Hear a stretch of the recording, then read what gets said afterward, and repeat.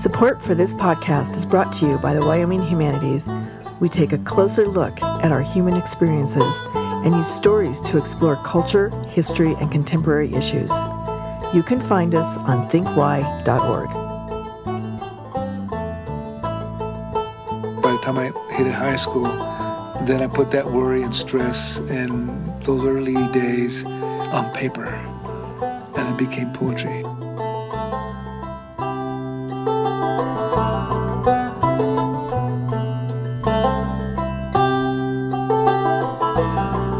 Hello, I'm Emmy DeGrappa. This is What's Your Why? Each week we bring you stories asking our guests the question why. We learn about their passion, why they do what they do, why should we care, and what can we learn? What better place to explore the human landscape than from the state known for its incredible landscapes, Wyoming? And what better organization than Wyoming Humanities? Serving our state for over 45 years, we share stories, ideas, and wisdom about the human experience. Welcome to What's Your Why?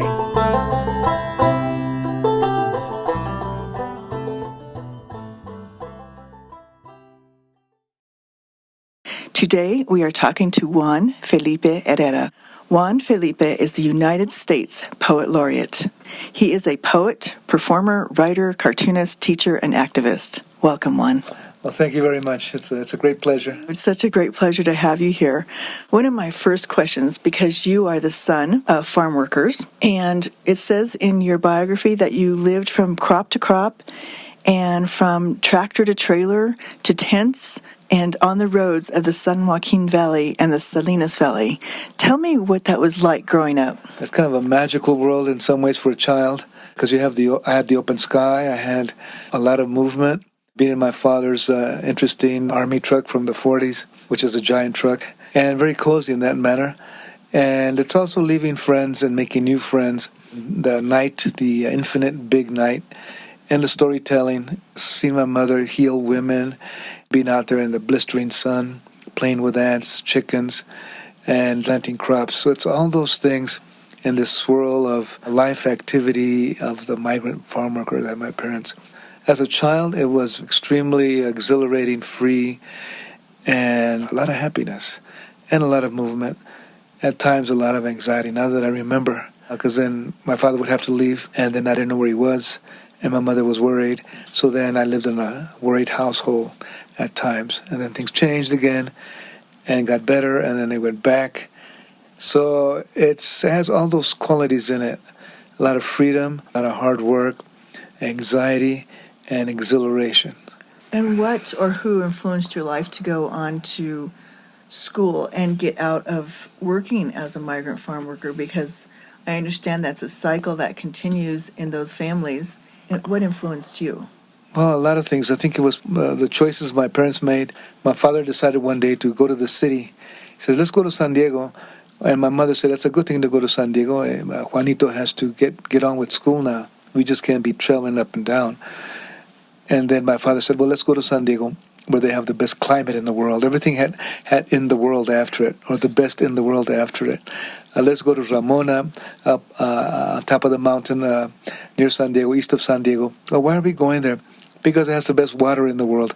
So then we would move because it was the best water in the world, or the best climate in the world. So that was part of my taking root in a city with schools. In a barrio, Logan Heights barrio, which was a segregated community. I just found that out recently. I was talking with my friend Josie Talamantes from San Diego, same barrio. I said, Josie, I don't know how my father found that barrio. I mean, how did he always know where to go? And because I had never been there, so he must have found it on his own. How did he select it?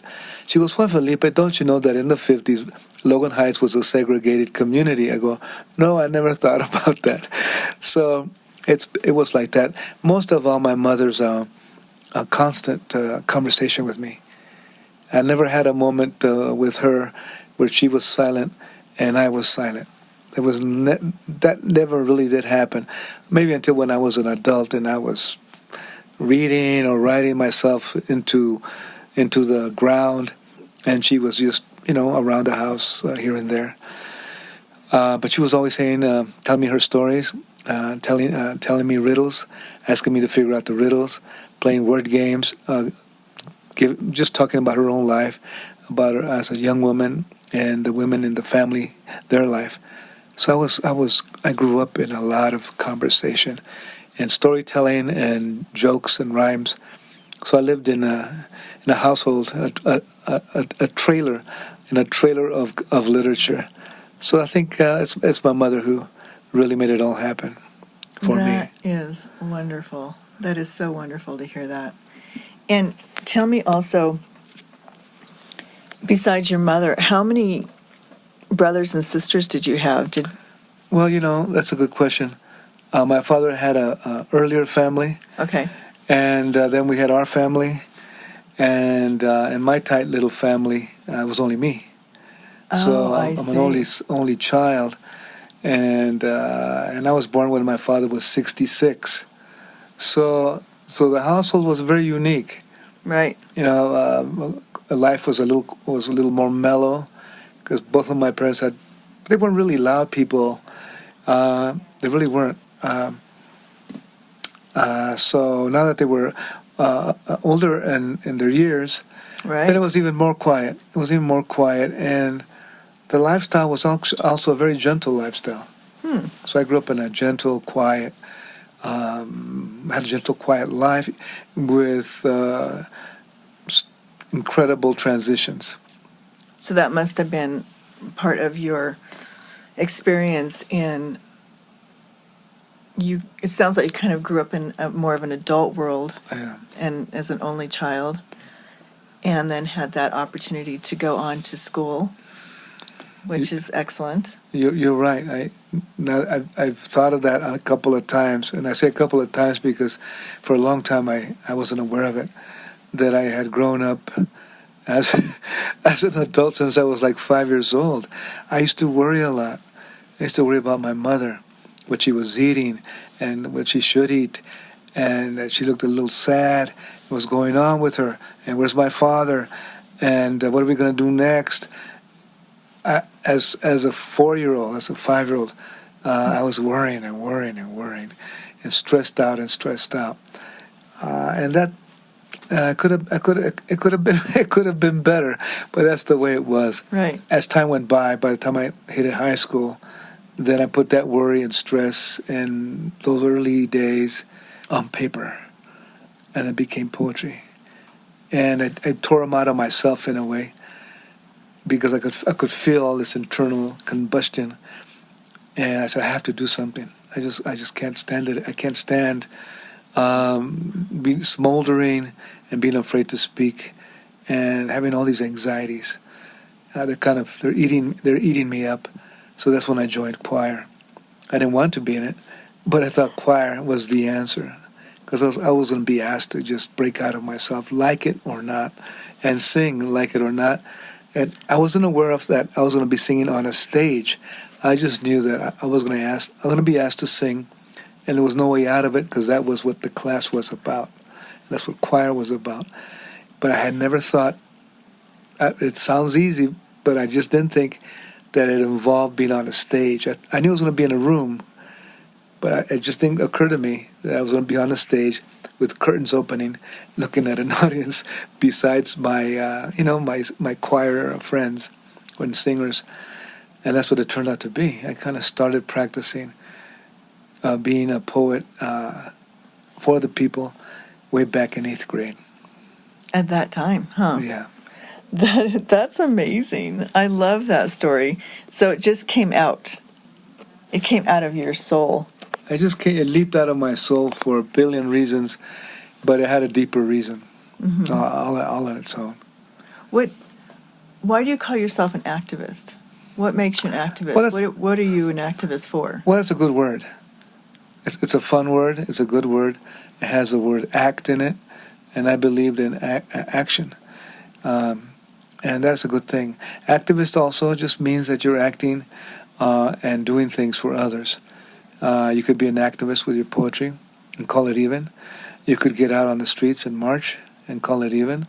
You could visit people in hospitals who are sick and no one knows you're there, but you're helping them and listening to them, taking care of them.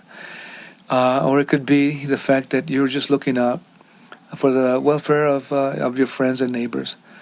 Or you're actually doing some mighty, deep, ferocious journalism. Or you really are way out there, face to face with things that are difficult, and you're in another country, or you're demonstrating in a dangerous environment. So all those have levels, and the thing is that we want to respond to the suffering of human beings, one way or another. So we're all born and natural activists. We can't live and survive and learn and grow by ourselves. So we have to come in contact. We have to respond to conflict. And we have to ideally respond to the suffering of others, animals and land and people. And it's a good thing. It brings happiness. And happiness is the goal. What change do you want, or what effect do you want your poetry to have on people, young and old, or is there a message you want them to walk away with? I want them to walk away with their own sense of kindness, their own sense. I don't have a package of messages for them. I wouldn't want to have that. I just want to express myself as openly and as creatively as I can in their behalf. And also I want to present, my own, quirky material that I like, and as a gift to them, and also as a possibility that they can do the same, that we can go beyond the four walls we have created for ourselves. We don't have to have walls. We don't have to have those boundaries. We can just walk in the rain. We can walk in the rain. We can cross the line and sit down and say hello. And we can also walk backwards if you want to. Try walking backwards. We don't have to be robots. It's easy to become a robot, a machine, doing the same thing every day in the same way. The minute we do something a little differently, we're beginning to enjoy life, because life is very, very big, and it has many, many, many filters and lenses and colors and temperatures and textures and spices and voices and dimensions and extensions onto infinity. So imagine just rotating around your little room with 3 ideas in your head. There's more to it, and we only have enough time to say hello in our lives. So we got to say a lot of hellos. I mean, life is infinite, but our existence is finite. So we have to meet up with the paradox. So just, it's really literally just walking freely, speaking with others, listening to others, enjoying this amazing, incredible thing called life. And there's conflict in it. We need to walk right through it and respond to it. Respond to it creatively. Or simply stay still for a moment or two and see it and notice it and take it in. Not run from it and say, well, there's nothing I can do, and then we run. Or saying, it's that person's fault, I had nothing to do with it, and then we move. If there's nothing you can say or want to do, then just wobble for a little bit. Just wobble, tremble for a little bit in front of reality. Just tremble a little bit. Don't shut yourself down. Mm-hmm. Don't run away. Don't escape. Do not avoid. I do this. Do not think I'm a saint. I work on it as best as I can. And then you can move. You can move on. So I'm hoping people get a sense of their own kindness in whatever way. Not that I'm going to talk about it, but that's what poetry is at the heart of it. Right. It's a gift, an offering. Do you have a poetry that you have by heart that you could? Poetry that I have by heart. That you could do right now. Just 5 words. Okay. And they are, you have a beautiful voice. That's it. It's like a leaf falling from a tree. It falls from a tree, and it's a beautiful leaf. But if you don't notice it, it's just going to be a leaf. If we don't notice our voice, it's just going to be a sound, A poem sometimes is very small, like a leaf, and if we notice it, there's a lot of beauty in it, like a leaf. I just got a blessing talking to you. And I got a blessing too, talking to you. Thank you so much. Yeah, you're welcome. Thank you for being here. Thank you for listening. I'm Emmy DeGrappa. This Think Why podcast is brought to you by the Wyoming Humanities. We use the humanities as a lens to explore the human experience. You can find us online at thinkwhy.org.